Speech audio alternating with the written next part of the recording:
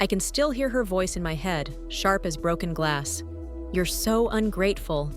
3 words spoken so easily, as if they didn't cut right through me. She said them while standing in the kitchen. I'd spent years scrubbing clean in the house I'd helped pay for when she didn't have a job. Her words echoed off the walls, off the years I'd given her, and I knew in that moment I'd never be able to forget them. I didn't argue. I didn't shout back or remind her of the nights I stayed up late to make sure the bills were paid, of the mornings I woke up early to cover the rent when she was short.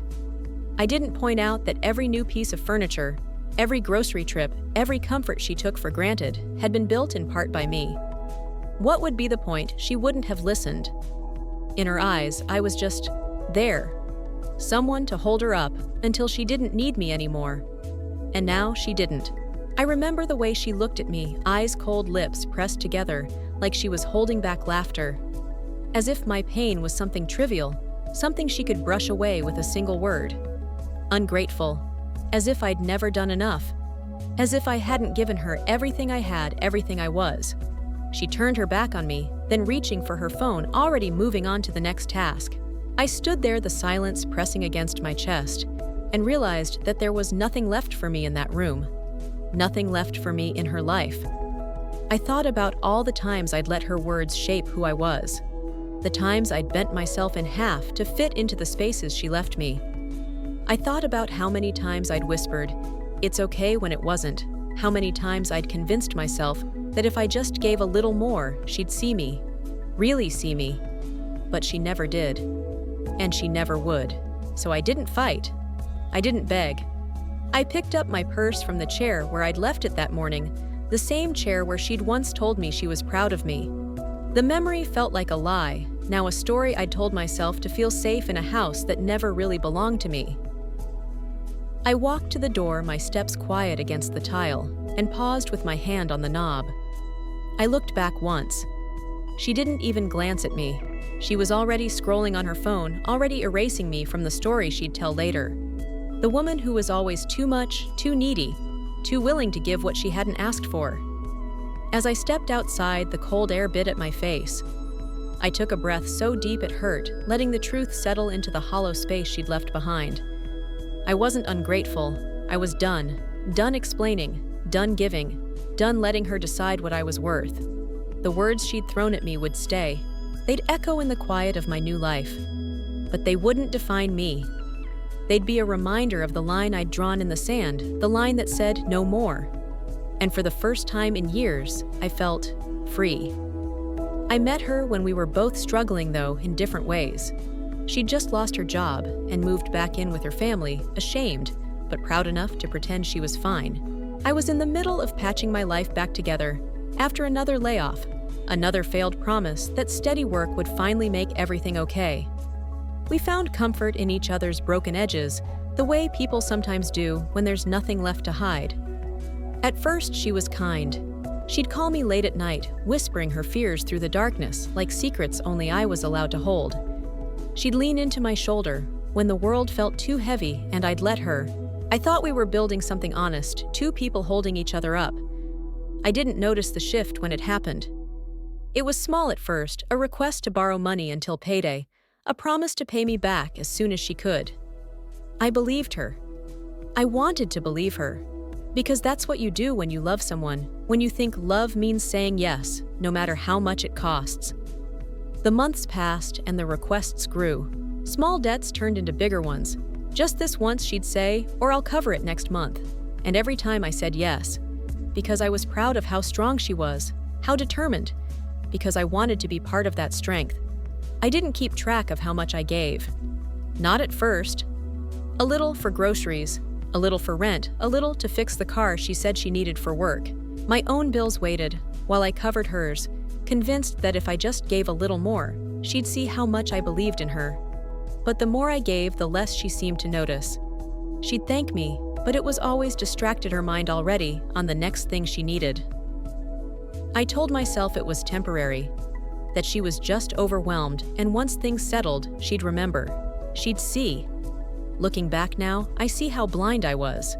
How easy it is to confuse loyalty with losing yourself, To think that love is about always being the one to catch someone else's fall, even when you're already on your knees.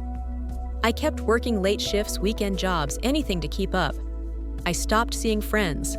I stopped buying little things for myself because every extra dollar seemed to belong to her. I told myself it was what love looked like, what partnership meant. I see it differently now. I see that I was never meant to be her safety net. I was never meant to be the one who carried her burdens while she never even tried to lift mine. But back then, in those early days, I didn't know any of that. I just knew that every time she said, "You're all I have," something in me softened. I didn't see that those words weren't love. They were a warning, and by the time I realized it, I'd already given everything I had. I didn't know exactly when it happened. Maybe it was a morning like any other, when I woke up and realized the weight in my chest wasn't just from exhaustion anymore. It was from the small cracks that had been growing between us, each one lined with words unsaid and debts unpaid. It was from the way she'd started to look at me, not like a partner, but like a convenience she couldn't bear to live without. I'd been so careful not to see it before. I'd told myself she was stressed, that she didn't mean to brush me off when I spoke, that she'd come around when life calmed down. But life never calmed down. She was always in crisis, always another bill, another emergency, and I was always there to catch it for her. I started to notice the way she spoke to me in front of others. How her voice would turn light and sweet, how she'd laugh off my suggestions like they were silly, how she'd tell people, "Oh, she worries too much," like I was some nervous shadow trailing behind her. I noticed how she never mentioned the nights I stayed up to make sure her deadlines were met. How she never said that without me. She wouldn't have had a place to sleep. It was like she'd written me out of her story, even as she kept taking from me. She wanted my support, my money, my presence, but she didn't want my name in the credits. She didn't want to admit that she couldn't have done any of it alone. The first time I really realized it, I felt a kind of grief I'd never known. Not for the money, not even for the hours I'd lost, for the belief I'd carried like a banner that love meant giving everything even when nothing came back.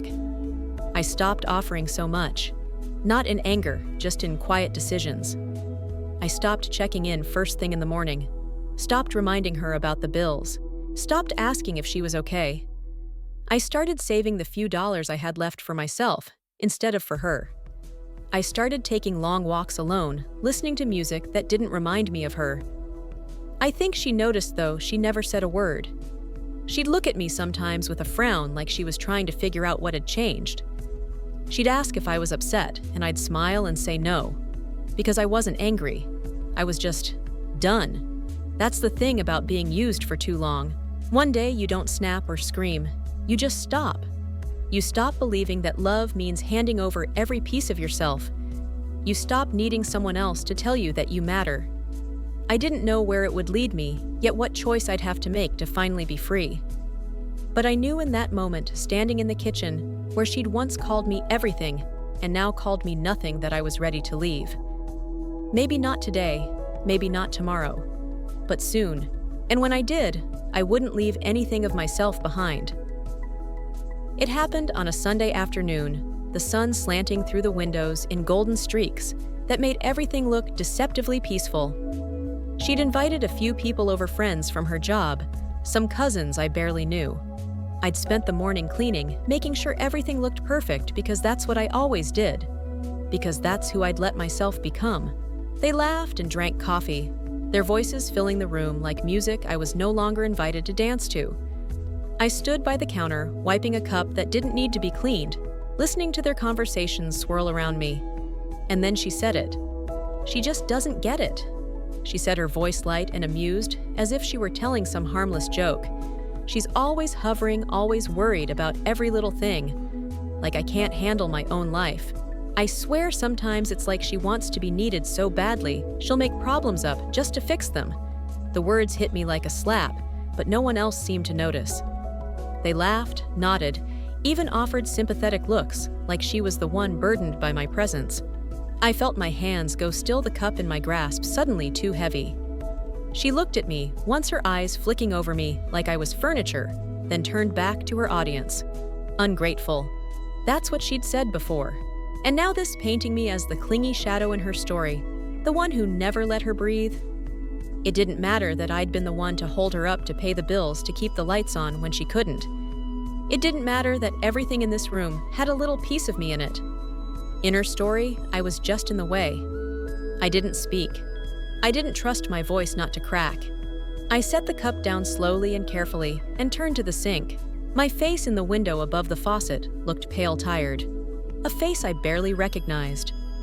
I thought about all the nights I'd lain awake wondering if I was doing enough.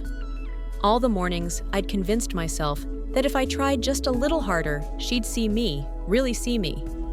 I realized then that she never would, because seeing me would mean admitting she'd needed me all along, and that wasn't a truth she was willing to carry. I dried my hands and walked out of the kitchen, my steps quiet against the floorboards. I didn't slam doors or make a scene. I didn't want to give her that satisfaction. I just needed to find a moment alone to let the tears come in the safety of silence. As I passed the living room, I heard her laugh again, soft and self-assured, the sound of someone who knew she'd won. But she hadn't. Because in that moment, I felt something break free inside me. Something small and stubborn and mine alone. I would not be her scapegoat anymore. I would not carry her lies on my back like they were my own. And when I left, I would take nothing but my dignity and the knowledge that I was worth more than the stories she told about me. The night I decided to leave it wasn't because of one final fight or some grand betrayal. It was because I looked around that house, the one I'd poured my heart into, the one she'd claimed was hers alone, and realized it no longer felt like home.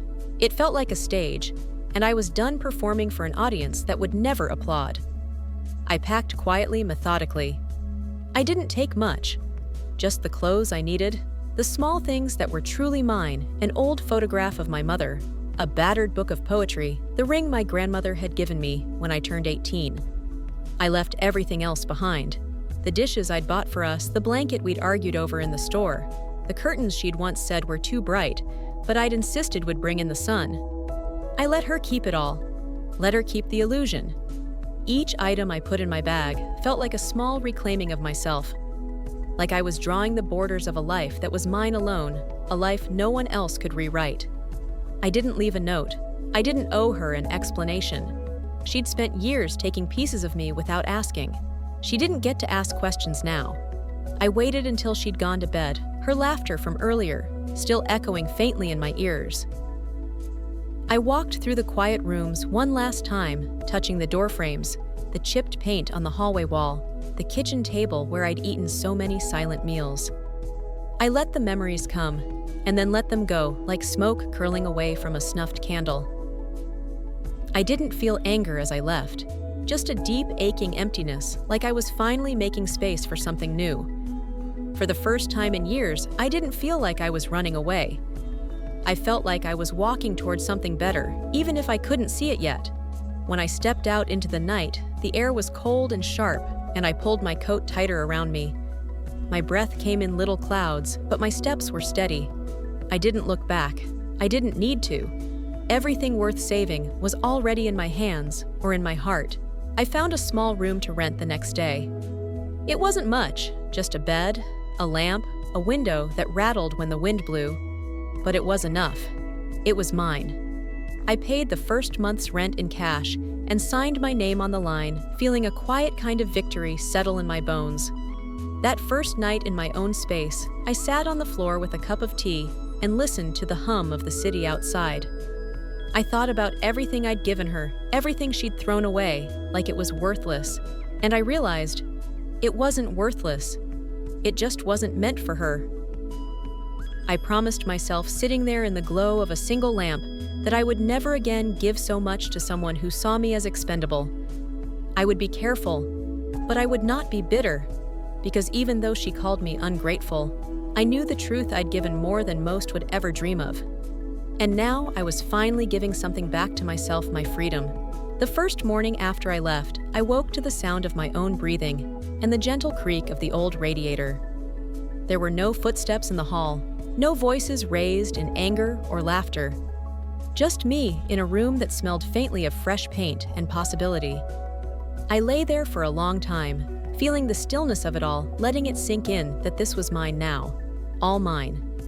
I thought of the house I'd left behind, how she would wake to find it emptier than she'd ever imagined. The coffee cups I used to clean the sweaters, I used to fold the quiet presence of someone who cared, even when she didn't deserve it all gone.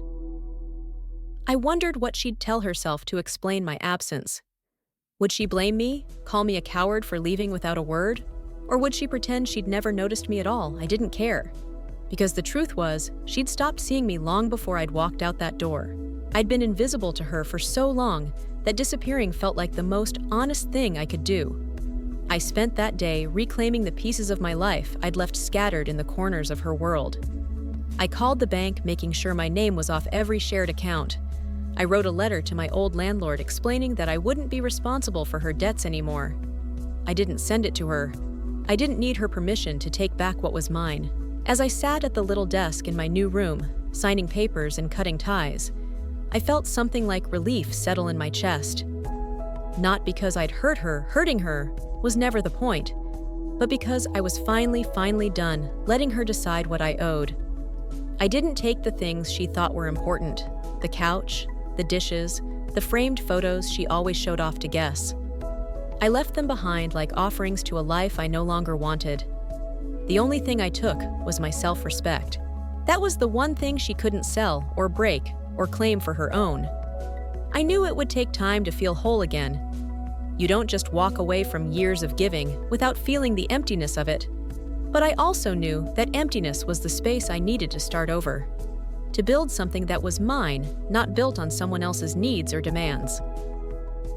That night, I lit a single candle and watched the flame flicker against the wall. I thought about everything she'd called me, too much, too soft, too willing, but never enough.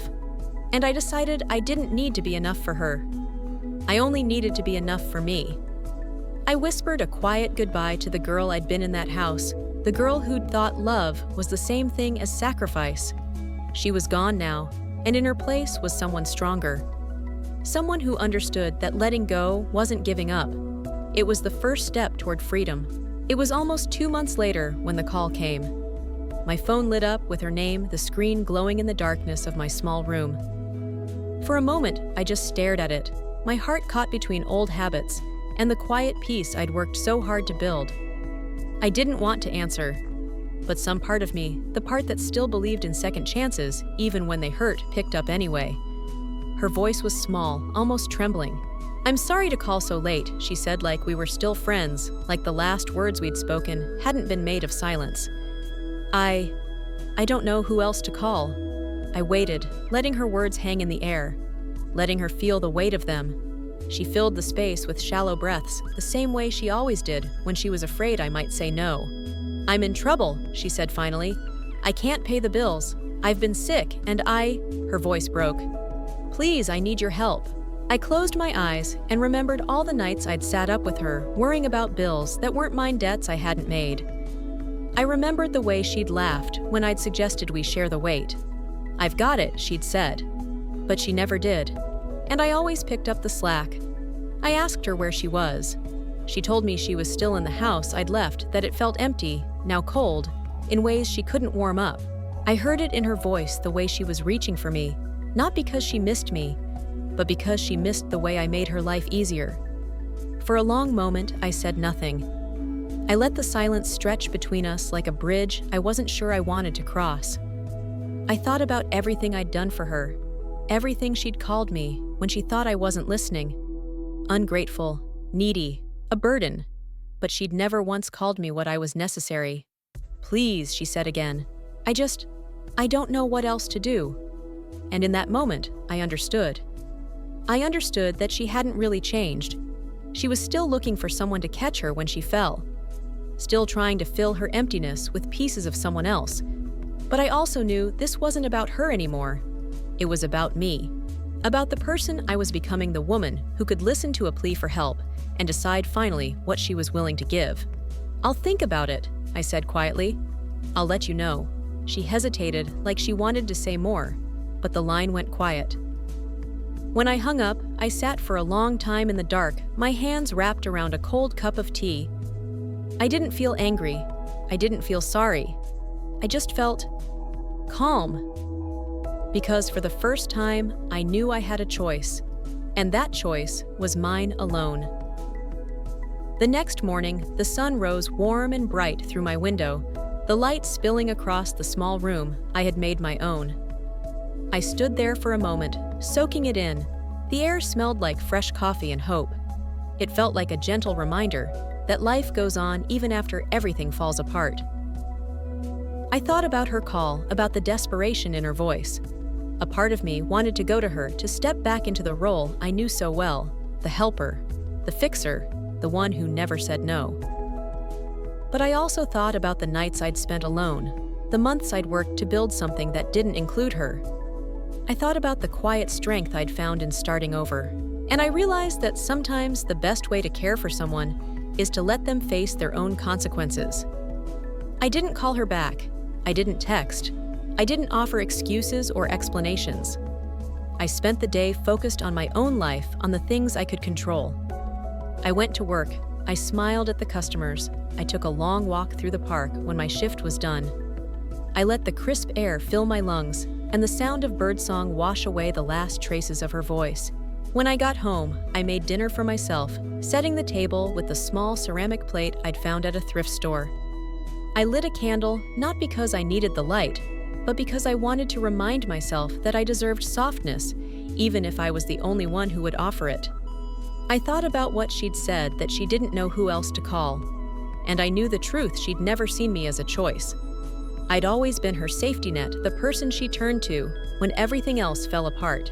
But I was done being a safety net. I was done being her second option.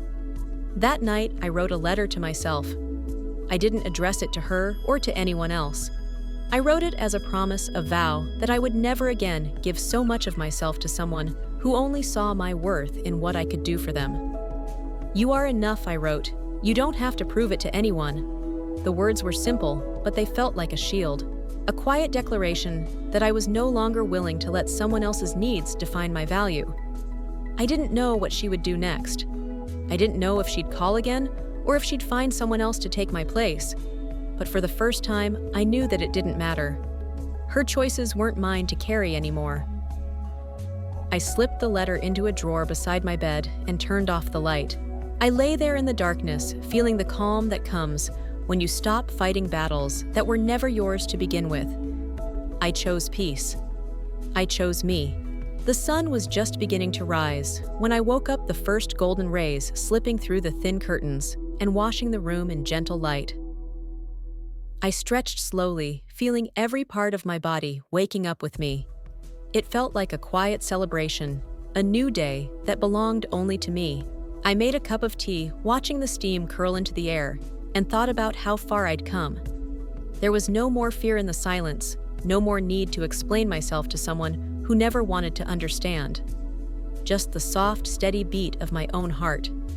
I didn't know what she was doing, or if she still thought about me at all. I didn't wonder if she missed me, or if she'd found someone else to lean on. Those thoughts didn't belong to me anymore. They were hers to carry. I had my own life to live. I walked through my small room, touching the things I'd chosen for myself. The faded painting above my bed, the chipped mug that felt just right in my hands, the soft blanket I'd bought in a moment of quiet kindness to myself. These little things weren't much, but they were mine. And that was enough. I thought about the word she'd used, ungrateful, how she'd hurled it at me like an accusation, a way to make me feel small and ashamed. But standing there in the warm glow of my new home, I realized that I wasn't ungrateful at all. I was grateful for everything I'd survived, for the lessons I'd learned in the hard, lonely nights, for the strength I'd found in the echo of her absence. I was grateful for the chance to start over, to choose who I wanted to be without her voice in my ear, to finally see myself not as a shadow in someone else's life, but as the whole story in my own. I stepped outside, the morning air crisp and full of promise. Each breath felt like a quiet anthem of freedom. I didn't need anyone to tell me I was enough. I didn't need anyone to see my worth, but me. And in that simple truth, I found a peace I'd never known. And if you've ever been made to feel like you were asking for too much or giving too much, I hope you hear this. You are not too much. You are enough just as you are. Tell me in the comments, have you ever walked away from a place that no longer saw your worth? Or from a person who tried to call your kindness a weakness? Let's share our stories and remind each other we're allowed to take back our power. We're allowed to be unashamedly beautifully enough.